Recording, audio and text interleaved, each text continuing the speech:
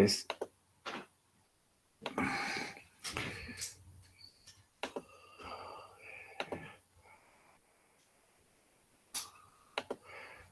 ¿Se ve, muchachos?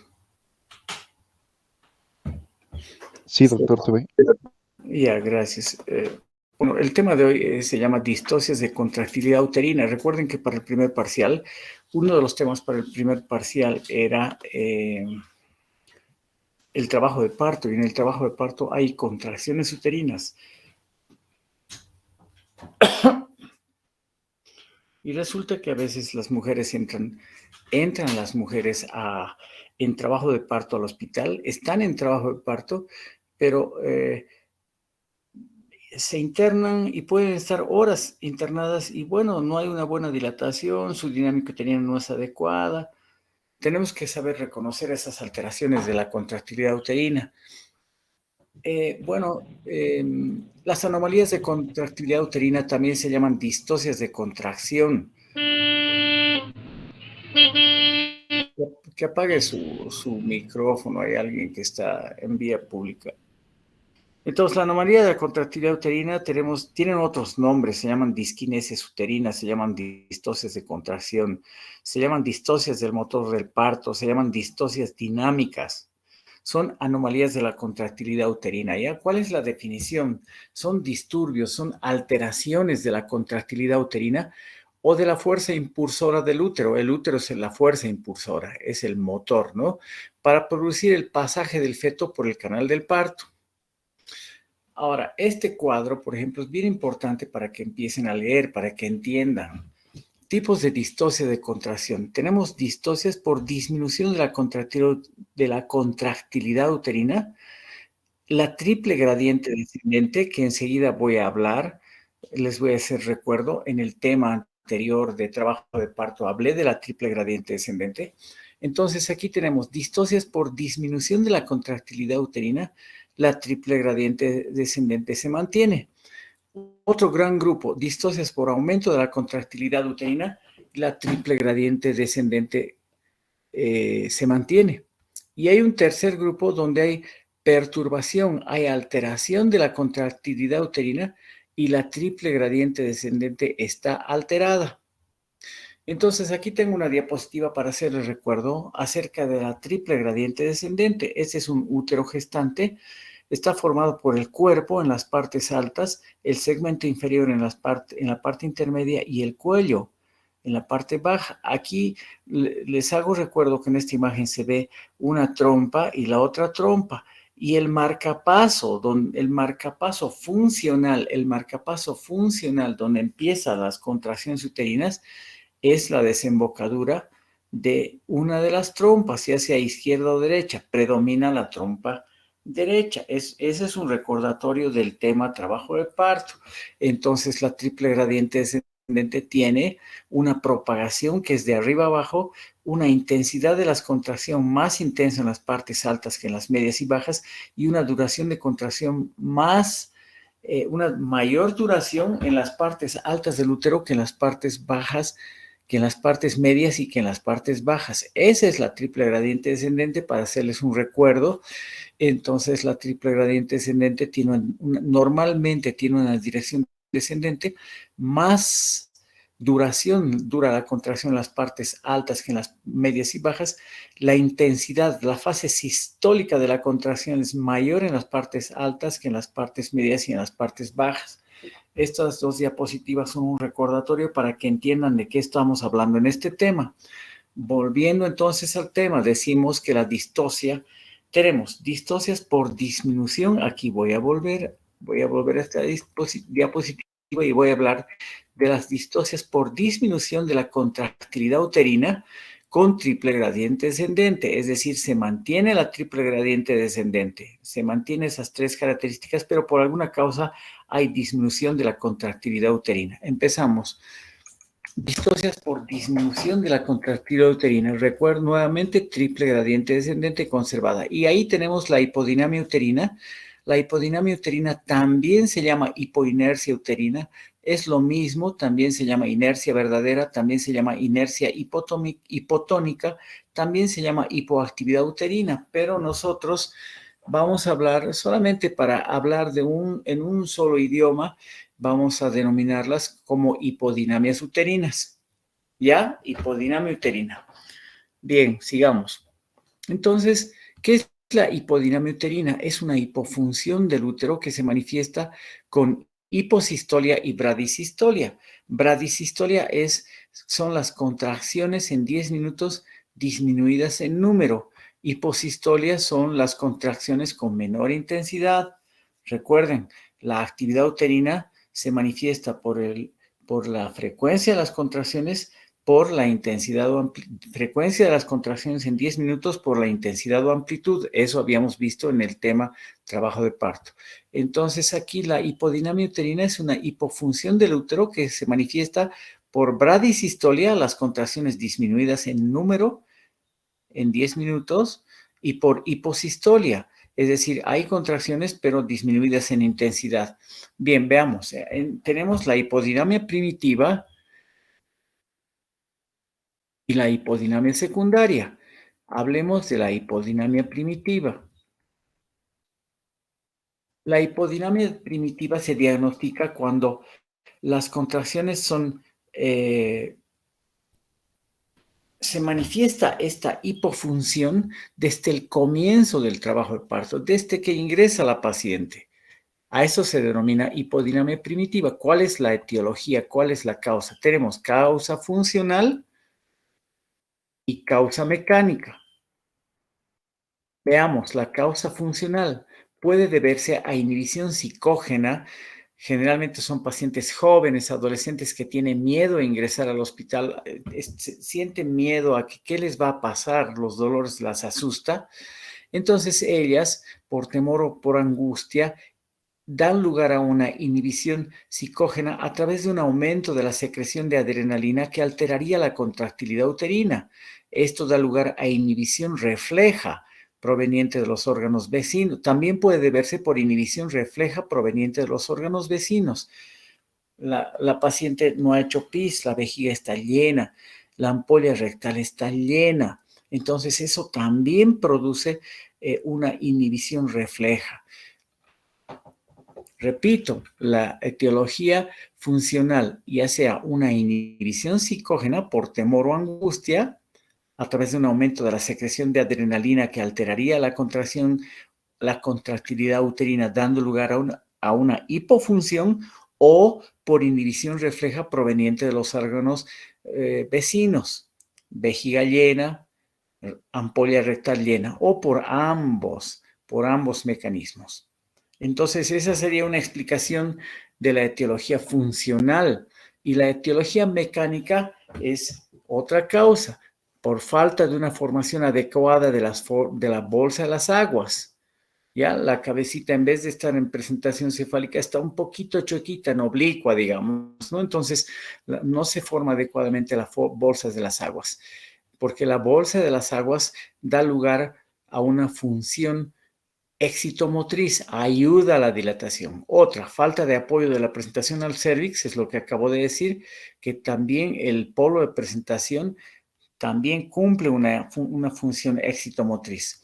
Por hipoplasia miometrial, puede ser pacientes que en algún momento no tienen una capa muscular plexiforme adecuada, si fueran jóvenes, o por ahí son pacientes que ya han tenido muchos hijos y la capa muscular plexiforme ya no es tan nuevita, ya hay cierta degeneración grasa. Aquí está, degeneración miometrial. Pueden haber además pacientes que a través de los años cursan una patología que se llama adenomiosis, pacientes que tienen miomas o pacientes muy obesas, ¿no?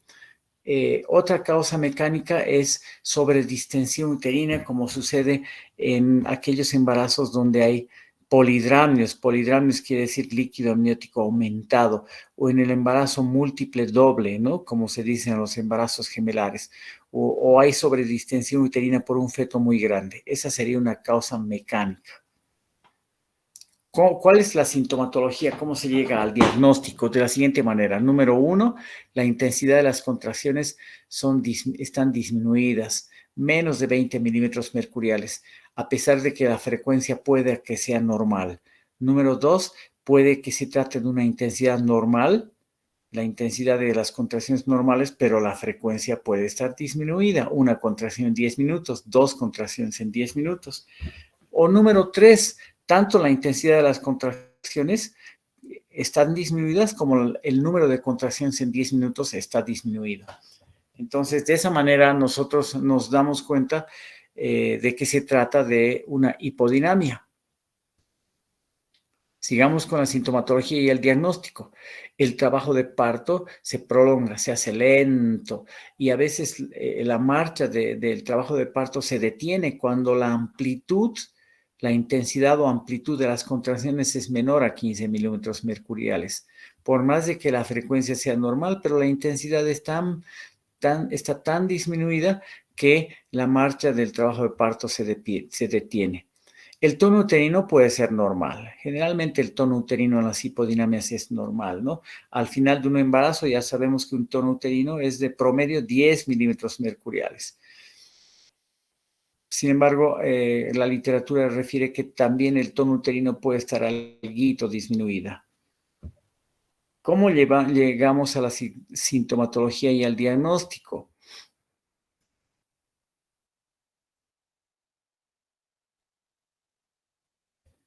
Sigamos con la sintomatología y el diagnóstico. Palpamos a la paciente está en decúbito dorsal, es un útero, no se contrae de manera fuerte,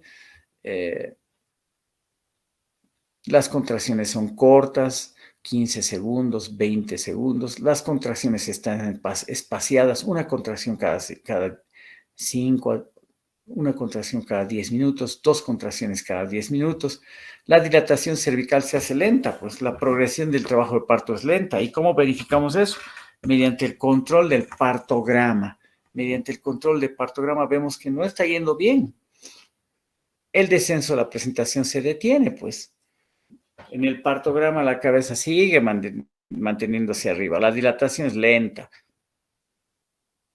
Con respecto a la evolución y al pronóstico, entonces se tratará de un trabajo de parto prolongado. La amplitud o intensidad de las contracciones, como les dije, es menor a 15 milímetros mercuriales. El parto, el trabajo de parto no evoluciona y a eso se llama parto detenido. A eso se llama parto detenido.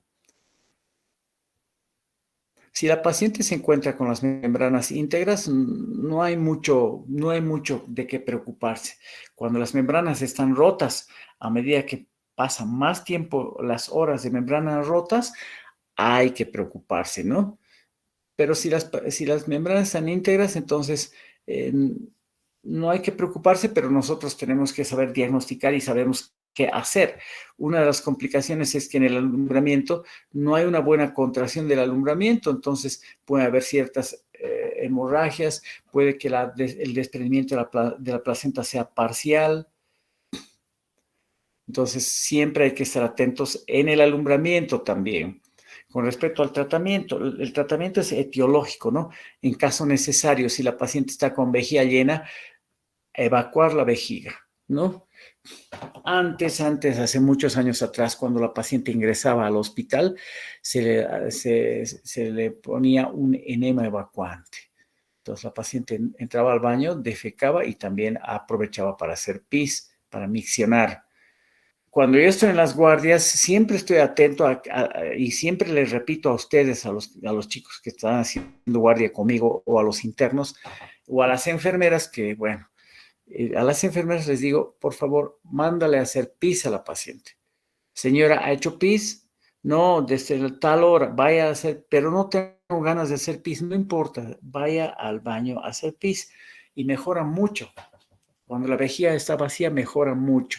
Siempre les digo en mis guardias a los chicos, les digo, porque por cada 100 centímetros cúbicos de residuo vesical, el fondo uterino sube 1 centímetro. También, cuando la vejiga está llena, dificulta la tercera maniobra de Leopold. Duele más todavía. La vejiga llena, uno no puede darse cuenta si la cabeza está chueca, recta, si está en su lugar o no. Bueno, sigamos con respecto al tratamiento. Si la bolsa estuviera adherida al cérvix, se despegará con el dedo explorador. A veces pasa esa circunstancia. Si ingresa una paciente con líquido amniótico aumentado, entonces, y con una dilatación cervical adecuada, podemos hacer la rotura artificial de membranas de manera cuidadosa. Eso en las guardias vemos, en las guardias médicas vemos cómo se hace, y lentamente va disminuyendo, se va eliminando el líquido amniótico, y eso disminuye la sobredistensión uterina, facilita que el polo de presentación se acomode al estrecho superior de la pelvis y puede ayudar como tratamiento para que el trabajo de parto continúe adelante. Sigamos con el tratamiento. Puede llevarse a cabo una inductoconducción con una oxitocina, con una ampolla de oxitocina en un suerito, ¿ya? Mediante una infusión controlada y continua, como hicimos en la última guardia con el grupo actual. Le pusimos a una paciente, le manejamos con misoprostol en horas de la tarde, una dosis bajita, y a otra paciente, ambas ingresaron con rotura prematura de membranas. A la otra paciente le pusimos un suerito, un suero de 1000 centímetros cúbicos con una ampolla de 10 unidades de oxitocina a un goteito lento. Deben recordar los muchachos del grupo 2 que hicieron guardia este último jueves en la noche.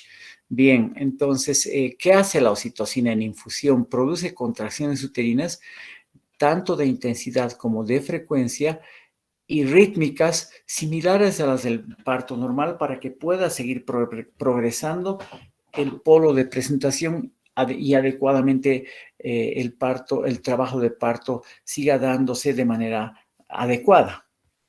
Inciso B, no eleva el tono uterino, la oxitocina. Inciso D, no produce una acción hipertensora ni antidiurética. Estas son las 3 características beneficiosas de la oxitocina cuando se la utiliza en infusión, cuando se está tratando de solucionar una hipodinamia uterina, ¿no? Es lo que las pacientes les dicen: mi hija está ya con dolores 2 días, póngale un suerito. A eso se refiere, ¿no? Bien, sigamos adelante. Entonces, tomen en cuenta estas acciones beneficiosas de la oxitocina. En la guardia médica hay que saber cuándo utilizarlas, cuándo utilizar este tratamiento. Bien, vamos a la hipodinamia secundaria. Ya hemos hablado de la hipodinamia primitiva, ahora vamos a hablar de la hipodinamia secundaria. ¿Cuál es la etiología? Número 1, agotamiento muscular de causa no obstructiva. Número 2, agotamiento muscular por causa obstructiva. A eso se denomina parto obstruido. Respecto a la hipodinamia secundaria, quiero un poco adelantar. Entra la paciente con trabajo de parto normal, pero por causa no obstructiva o por causa obstructiva, después de algunas horas, se agota la musculatura uterina y se produce la hipodinamia secundaria. Bien, número 1, de causa no obstructiva.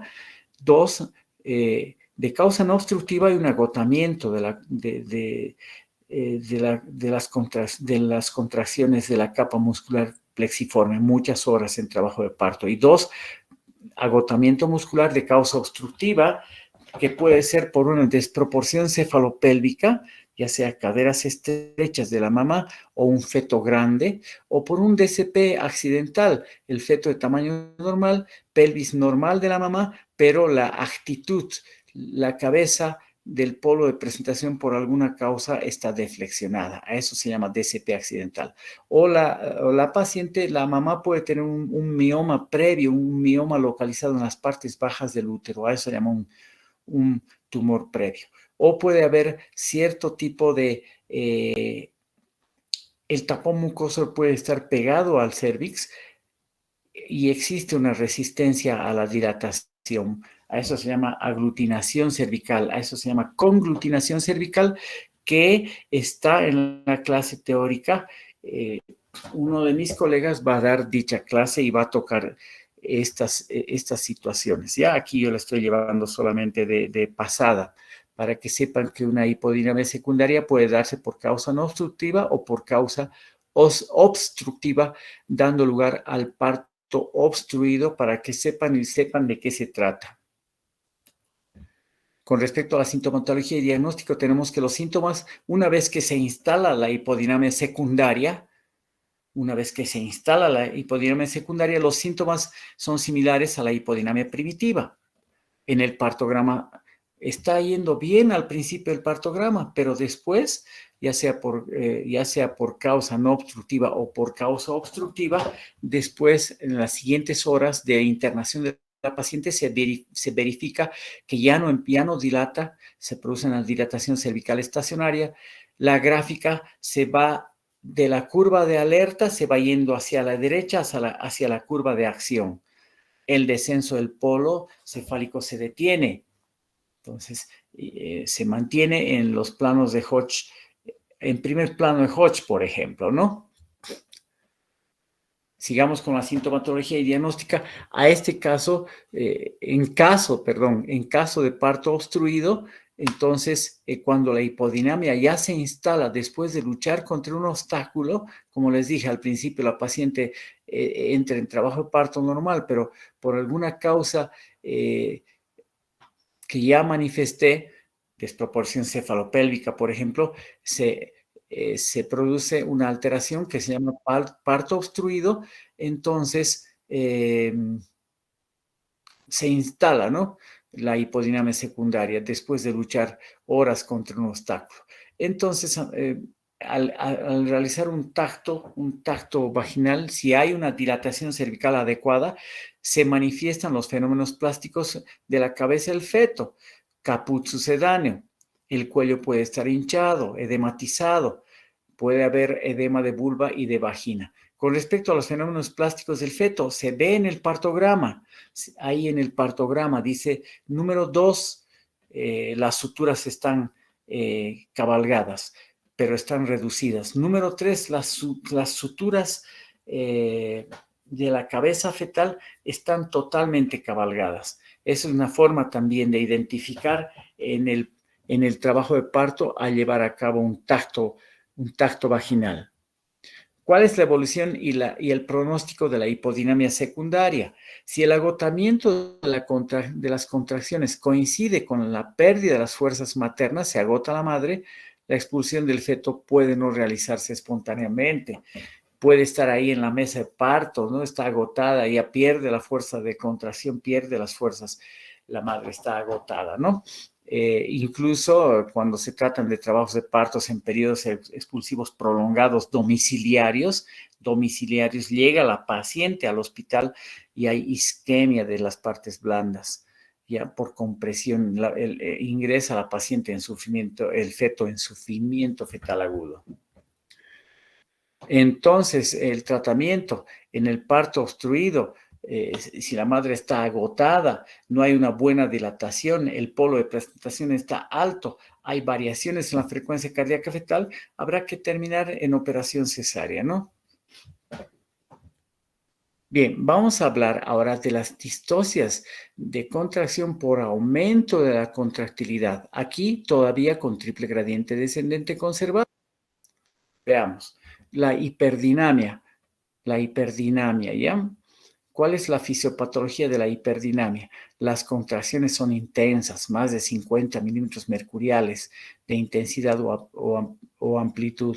Existe hipersistolia. Hipersistolia es el aumento del número de contracciones en intensidad, aumento de la intensidad de las contracciones uterinas, quiero decir. La frecuencia puede ser normal o puede ser la frecuencia de las contracciones mayor a 5 contracciones en 10 minutos. A eso se llama taquisistolia o polisistolia, es decir, aumento del número de la frecuencia de contracciones en 10 minutos. Puede haber elevación del tono uterino porque tan seguidas son las contracciones que entre contracción y contracción el tono uterino ya no vuelve a su nivel normal, ¿no? Y poco a poco se va instalando cierto grado de hipertonía uterina, ¿no? Entonces, esta es una gráfica recordatoria que había hablado en las gráficas del trabajo de parto, donde aquí tenemos la intensidad de las contracciones en un lapso de tiempo de 10 minutos, que normalmente tiene que ser de 3, 4, 5 contracciones en 10 minutos. Este es un recordatorio. En el trabajo de parto, el tono uterino adecuado es basales de 10 milímetros mercuriales, ¿no? De 10 a 12 milímetros mercuriales. Y así se manifiesta la actividad uterina. Es el número de contracciones en 10 minutos por la intensidad. Y les hablaba yo en el tema trabajo de parto que se da en unidades Montevideo, se registra en unidades Montevideo, se expresa en unidades Montevideo. Volviendo al tema, entonces, en el caso de la hiperdinamia, como les decía, las contracciones están aumentadas en intensidad, la frecuencia puede ser normal, pero también o puede estar aumentada, aumentadas el número de las contracciones en 10 minutos. Y en esta gráfica se refleja, ¿no? Las contracciones cada vez van aumentando, cada vez más seguidas y el tono uterino se va elevando, ¿ya? Veamos, la hiperdinamia primitiva, ¿cuál es la causa? Por aumento de la excitabilidad de los centros nerviosos y se debe al aumento de las neurosecreciones. Se libera más concentraciones de oxitocina en el núcleo supraóptico paraventricular hipotalámico de la madre y como hay más concentración en plasmática de la oxitocina, entonces hay mayor excitabilidad, da lugar a mayor a intensidad de las contracciones también. También puede deberse a que una mujer joven puede tener una contextura vigorosa de la musculatura uterina. Entonces, esa sería la etiología, que por qué se está dando una hiperdinamia desde el principio. ¿Cuál es la sintomatología? Aparece desde el principio del trabajo de parto. La mujer que está en trabajo de parto aqueja fuertes dolores, casi continuos. La palpación, cuando se contrae el útero, está con una consistencia muy elevada, dura la contracción, ¿no? Las contracciones pueden darse más de 70, 80 segundos poniendo la mano al vientre uterino. El útero todavía se relaja entre contracción y contracción. ¿Cuál es la evolución? La duración del trabajo de parto se abrevia, la paciente ingresa con una dilatación determinada y a las pocas horas la dilatación ya es de 10 centímetros y rápidamente se produce el parto. A eso se llama parto precipitado. A veces puede complicarse con cierto desprendimiento de placenta normoinserta. ¿Ya? Hay que tener cuidado. O cuando ingresa una paciente, eso ya van a ver en los siguientes temas, con cierto grado de desprendimiento de placenta, eso condiciona también el parto precipitado, ¿ya? En el momento del parto puede producirse desgarro de partes blandas, laceraciones, la brusca evacuación del feto, que a veces viene con evacuación simultánea de la placenta, puede predisponer al shock de la mujer en la mesa de parto. Y también hay que tener cuidado en el alumbramiento. El útero puede producir cierta relajación, cierta atonía uterina en el alumbramiento. Y ahí hay abundante pérdida de sangre. La hiperdinamia puede producir cierta hipoxia fetal. Veamos ahora la hiperdinamia secundaria. Habíamos dicho que la hiperdinamia primaria se produce desde el principio del trabajo de parto. La hiperdinamia secundaria, veamos cuál es la causa. Puede ser causa iatrogénica. Cuando se le pone suerito con oxitocina y el goteo está entrando muy rápidamente, no hay un control adecuado por parte del personal que está de guardia. Inciso A. Inciso B, puede haber un obstáculo que se opone a la progresión del polo de presentación del feto. ¿Cuál es la evolución? Cuando se establece una lucha de contracción contra un obstáculo, contra un impedimento que puede ser rigidez, un cuello muy rígido, aglutinación cervical o que haya estrechez pelviana o que exista un mioma, un tumor previo, un mioma en las partes bajas del útero, Entonces, cuando se establece una lucha de contracción contra un impedimento, ¿qué es lo que puede haber? Puede suceder, inciso A, que cede la potencia de las contracciones uterinas, como les decía, dando lugar a una hipodinamia secundaria con hipotonía. En ese caso, no hay peligro del feto ni de la madre, o puede producirse una contractura uterina. Primero se produce una hipertonía uterina, la intensidad de las contracciones son altas, pero se complica con contractura uterina, sufrimiento fetal agudo y óbito fetal, se muere el feto. Cuando uno quiere intentar, realiza cierto tipo de intervenciones para extraer por vía baja, por parto, puede producir rotura traumática uterina cuando ya se instala esta patología. Esta patología es poco frecuente, gracias, menos mal que es poco frecuente la contractura uterina.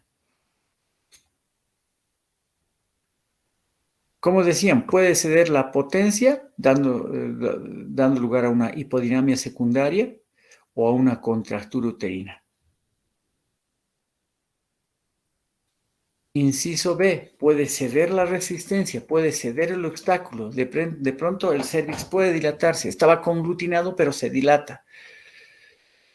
Si hay una buena energía contráctil, de contracción uterina, entonces no se agota todavía. La dinámica es adecuada. Entonces, después de vencer el obstáculo, se produce el parto.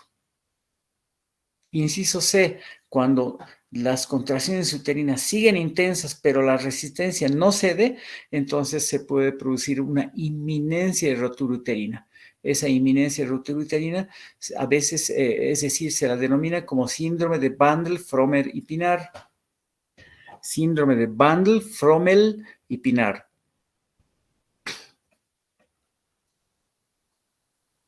O puede que la distocia se llama dificultad, termine en contractura uterina, que ya había hablado antes, o incluso puede romperse el útero.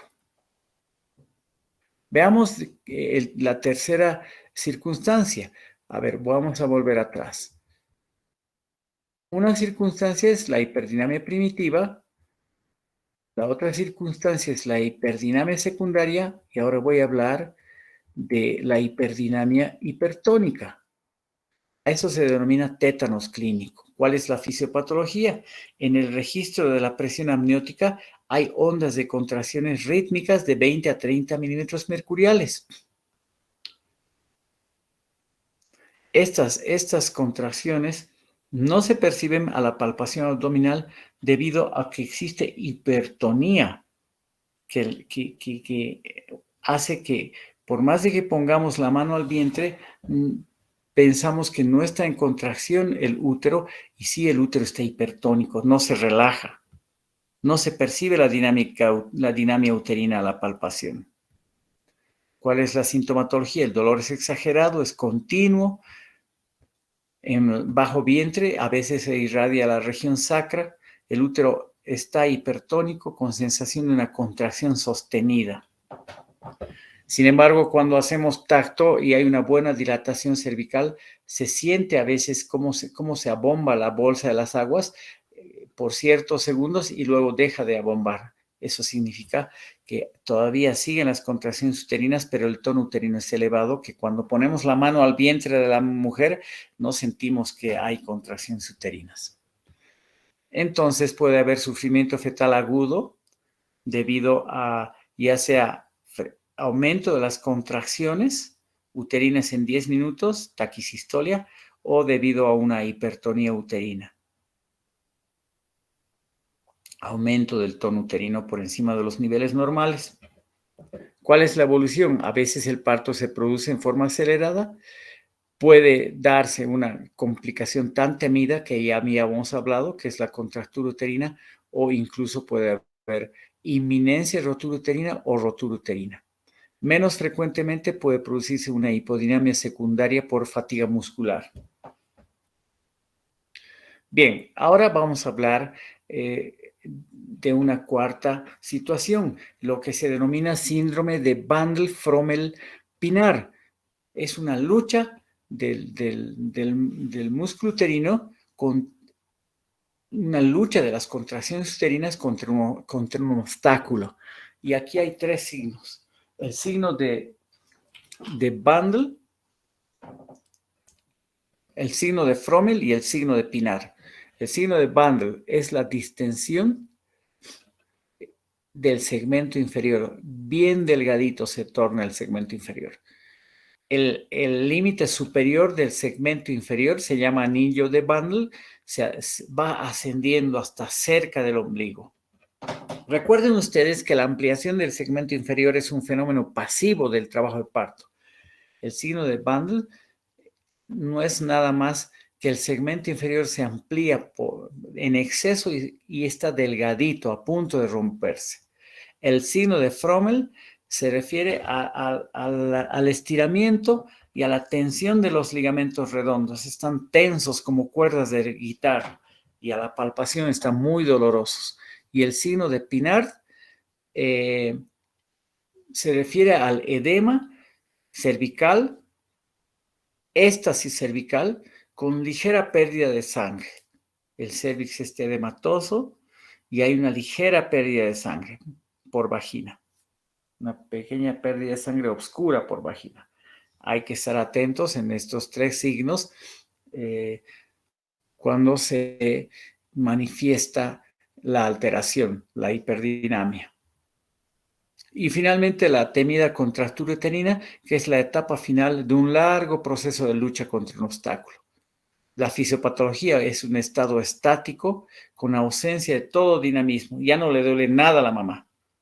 Se detiene la marcha del trabajo de parto porque hay una degeneración irreversible de las fibras musculares uterinas. ¿Cuál es la sintomatología? Desaparecen los dolores. La madre que estaba gritando dolor de pronto deja de gritar de manera espontánea. Pero, sin embargo, algo anda mal. El útero está duro, leñoso. Las paredes musculares se aplican a las partes fetales, a los relieves y depresiones del cuerpo fetal. Como les decía, el útero está leñoso, aplicado a los relieves y depresiones del cuerpo fetal. El anillo fetal, el anillo el límite superior del segmento inferior, que se llama anillo de contracción, está muy alto, cerca al ombligo. Pero eso debe ser muy difícil de determinar. La literatura dice eso. El segmento inferior estaba adelgazadísimo, el feto está muerto y se detiene la marcha del trabajo de parto. Cuando hay contractura, no hay peligro de que se rompa espontáneamente. El útero directamente se ha contraído.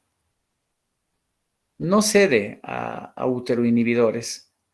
En algún momento, digamos, a ver, el útero está duro, a ver, le daremos cierta medicación, ciertos tocolíticos. Antes se utilizaban tocolíticos en las guardias, ¿no? Los beta-adrenérgicos. No cede, digamos, si a la mujer se le aplica cierto tipo de anestésicos. No, el útero está contracturado. Entonces, la única conducta es cesárea, por más de que el feto esté muerto, cesárea, porque hay degeneración de las fibras musculares. Bien, ahora vamos a hablar, ya hemos hablado las alteraciones de la contractilidad uterina, las hipodinamias y las hiperdinamias con triple gradiente descendente conservado. Ahora vamos a hablar de las distocias, las alteraciones de la perturbación de la contractilidad uterina con triple gradiente descendente alterado. 1. Espasmos. Es una perturbación cualitativa de las ondas de contracción. ¿Ya? Son ondas anormales de contracción espasmódicas. ¿Cuál es la etiología? Son estímulos anormales del útero denominados espinas irritativas. Estamos hablando de estas patologías con el triple gradiente descendente ya alterado. ondas contráctiles con gradiente invertido. Se invierte el triple gradiente descendente. Inciso A, inversión del triple gradiente descendente en lo que respecta a la intensidad. El segmento inferior está hipertónico. Recuerden, hay la intensidad, la dirección de las contracciones y la duración de las contracciones en la triple gradiente descendente normal. Pero aquí se altera el gradiente de intensidad. Las contracciones del segmento inferior, recuerden, en el triple gradiente descendente las contracciones son más intensas en las partes altas que en las partes medias y bajas. Aquí, en esta patología, las contracciones del segmento inferior son más intensas que la intensidad de las contracciones en las partes altas. Entonces, no hay una coordinación adecuada y, por lo tanto, la dilatación cervical queda perjudicada. En este esquema tenemos la intensidad de las contracciones. Miren, estos puntitos representan la intensidad de las contracciones en el cuerpo. Son menos intensas que la intensidad de las contracciones en el segmento inferior. Y hace que el cuello, en vez de dilatarse, las flechas de la dilatación del cuello en esta imagen están hacia abajo, porque normalmente las flechas tendrían que estar hacia arriba para que la contracción uterina, por un mecanismo de polea, dilate el cérvix. Bien, ya hemos visto entonces, inciso A, inversión del gradiente de intensidad en el segmento inferior. Ahora vamos a ver, inciso B, otra patología, inversión de los gradientes de propagación y duración. Puede que aquí la intensidad sea normal, pero se altera la propagación y se altera la duración. Son ondas ascendentes, no son descendentes. La duración de contracción es mayor en el segmento inferior que en el cuerpo uterino. Sin embargo, el gradiente de intensidad es normal, pero las ondas son ascendentes porque la duración es mayor en el segmento inferior, se altera.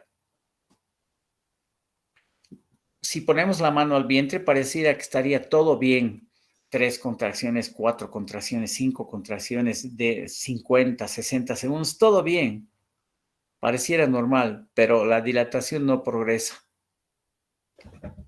Entonces, por eso es bien importante que ustedes, cuando sean internos, llenen el partograma desde el principio de que ingresa la paciente. ¿Por qué? Porque hacen los internos. A veces puede ser por mucho trabajo.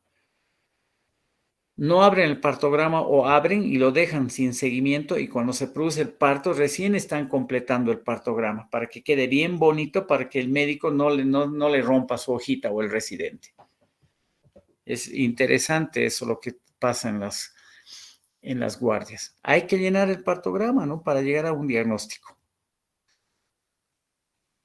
Entonces, estamos hablando de las ondas ascendentes, ¿no? Inversión de los gradientes, tanto de propagación, la propagación es ascendente, como la duración. La duración es más larga en el segmento inferior. Normalmente la contracción es tan bien coordinada que la contracción en todo el cuerpo uterino llega de manera simultánea. Miren, es una sola onda. Eso es lo normal. Inciso C, inversión total de los gradientes uterinos. Las contracciones comienzan y son más intensas en las partes medias o bajas del útero. No está funcionando bien el marcapaso. Se propaga de abajo arriba. Duran más las contracciones del segmento inferior que en las partes altas del cuerpo. Como les decía, las contracciones parecen normales, pero la dilatación del trabajo de parto no progresa. Veamos. Entonces, hemos visto las ondas contráctiles con gradiente invertido. Inciso A, inversión del gradiente de intensidad. Inciso B, inversión de los gradientes de propagación y duración. Inciso C, inversión total de gradientes. Veamos ahora ondas contráctiles localizadas e incoordinación uterina. Inciso A, incoordinación de primer grado. Inciso B, incoordinación de segundo grado, que se llama fibrilación uterina. Esos dos incisos. Veamos la incoordinación de primer grado. Normalmente existe un marcapaso. Existen dos marcapasos, pero predomina uno. Generalmente predomina el marcapaso del lado derecho. Pero aquí, en la incoordinación de primer grado, hay interferencia de los dos marcapasos. Los dos quieren predominar. Los dos trabajan en forma asincrónica.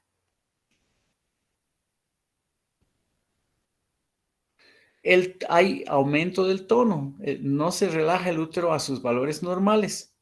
El trabajo de parto puede avanzar, pero lento. Se acerca a la línea de alerta. El autor Jeff Coates a esto llama actividad uterina asimétrica. Bueno, predomina un marcapaso, predomina el otro marcapaso. Las ondas no son simultáneas como les había mostrado, una sola onda simultánea en el trabajo de parto normal. Aquí la cosa está caótica. B, incoordinación de segundo grado, fibrilación uterina. Presencia de la actividad de varios marcapasos que se contraen en forma independiente y asincrónica. No solamente son los dos marcapasos, aquí hay varios marcapasos.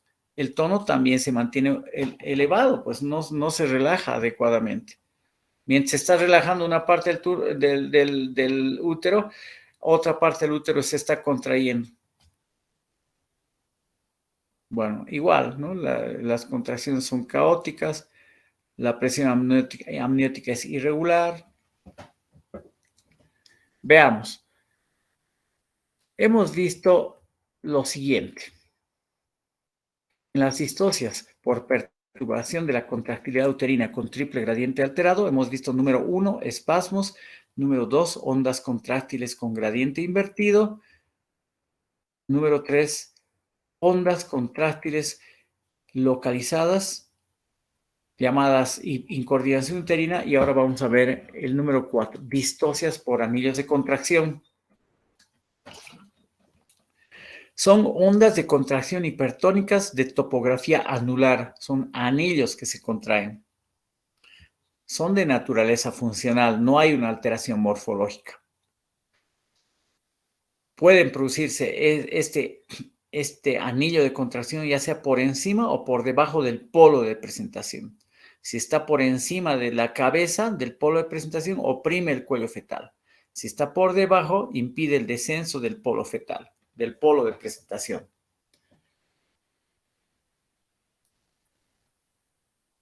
Tratamiento de las hiperdinamias y de las distocias por perturbación. 1. Identificar la causa. Identificar el obstáculo cuando hay hiperdinamia secundaria. Si hay una buena dilatación cervical, se puede hacer una RAM, rotura artificial de membranas, lentita, cuando hay polidramnios. Y si notamos que no está dilatando adecuadamente, a pesar de que hay una buena contracción uterina, buen número de contracciones uterinas en 10 minutos adecuado, podemos utilizar oxitocina. Si hay una mala administración de oxitocina, un número de goteo inadecuado, no hay un buen control, entonces interrumpir la administración de oxitocina. Sigamos con el tratamiento, cambiar la posición de la paciente en decúbito dorsal a decúbito lateral, que camine. A veces con esta simple maniobra, las contracciones aumentan de intensidad, pero disminuyen en frecuencia y el tono. Esto hablábamos en la guardia médica, ¿no? Cuando la paciente está en decúbito dorsal, las contracciones aumentan,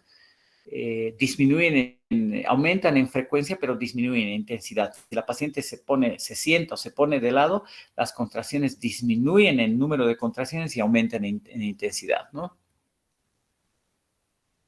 Administrar uteroinhibidores, muy pocas veces ahora se hacen. Y bueno, con eso hemos terminado. Como les decía, este temita es largo, se necesita repasarlo. Y como pueden ver, existen